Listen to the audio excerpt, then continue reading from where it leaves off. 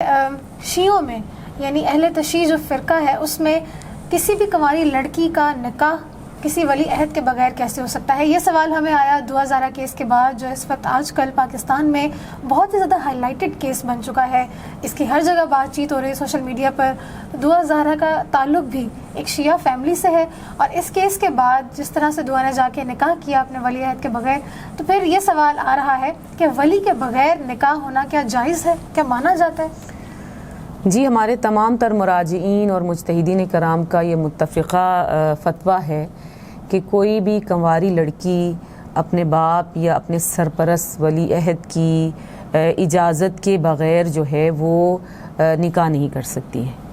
تو یہ دعا زہرا کا جو مسئلہ ہے یا یہ جو موضوع بہت زیادہ ہائی لائٹ ہے اس وقت سوشل میڈیا ہر اینگل سے اس کو دیکھا جا رہا ہے، تو اسی اسپیکٹ کو بھی اور سوال آیا. کاظمی سیدہ ہیں وہ سادات فیملی سے ان کا تعلق ہے.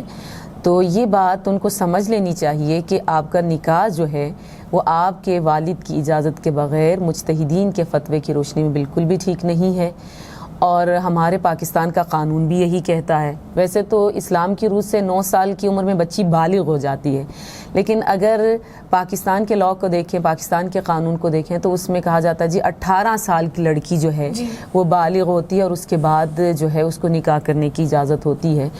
تو اس اعتبار سے بھی اس کی ایج کم ہے. 2008 کی اس کی پیدائش ہے میرے خیال میں آج دیکھ رہی تھی فیس بک پہ. 2008 کی ان کی پیدائش ہے. 2008 ہے، لیکن وہ خود یہ کلیم کرتی ہیں کہ 2006 ہے. جی، ان کے پاسپورٹ کی تصویر آئی ہوئی تھی آج فیس بک پہ، تو میں دیکھ رہی تھی کہ وہ 2008 کی ان کی پیدائش ہے. تو اس لحاظ سے ان کی عمر جو ہے وہ 14 سال بنتی ہے. تو پاکستان کے قانون کے مطابق بھی ان کا نکاح جو ہے وہ صحیح نہیں ہے، اور شریعت کی روح سے بھی نکاح صحیح نہیں ہے. یہ ہماری بچیوں کے لیے ایک بہت بڑا درس ہے، ایک بہت بڑا سبق ہے. جو بچیاں بالخصوص ٹین ایجرز ہیں اور نئی جوان ہوئی ہیں، 14 سال عمر ہے، 15 سال عمر ہے، ماں باپ جو ساری زندگی اتنی کاوشوں، اتنی محنتوں کے ساتھ، اتنے پیار کے ساتھ ان کی تعلیم و تربیت پہ اپنا سب کچھ لگا دیتے ہیں، اور کتنا خلوص سے دل کے ساتھ وہ اپنی اولاد کو پروان چڑھاتے ہیں، اور ان کے آرام کی خاطر اپنے آسائش اور آرام کو پس پش ڈال دیتے ہیں.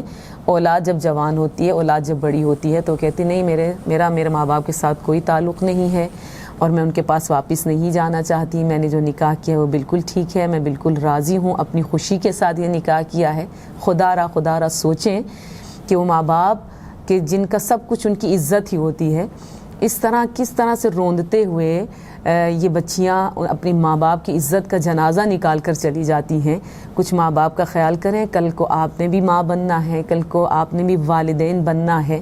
کہیں ایسا نہ ہو کہ ان کی آہ آپ کو لگے، اور یہ دنیا خود ایک مکافات عمل کی جگہ ہے. جو آج آپ بوئیں گے کل جو بوئیں گے وہی کاٹیں گے. آج آپ اپنے ماں باپ کے ساتھ جو کر رہے ہیں، کل آپ کی اولاد آپ کے ساتھ یہی کچھ کرے گی. یہ سوچیں گے کیا آپ برداشت کر پائیں گے جی اس صدمے کو، جس صدمے سے آج آپ کے والدین گزر رہے ہیں؟